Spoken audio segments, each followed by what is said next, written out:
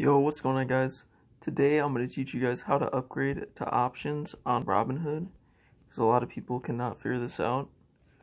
So what you want to do is, when you're in the home screen right here, click on this little personal icon.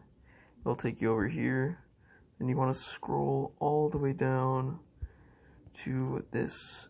Now I'm going to downgrade it for you guys so I can show you how to do it. So just let it load in. Okay, I have options, but now I'm at the basic tier because I have options in currently. So I'm gonna go to enable spreads. Yours would be like enabled options, whatever. And then just click that and you'll be upgraded. That's all you guys can do, guys. Hope you enjoyed. And I'll see you in the next one. Peace.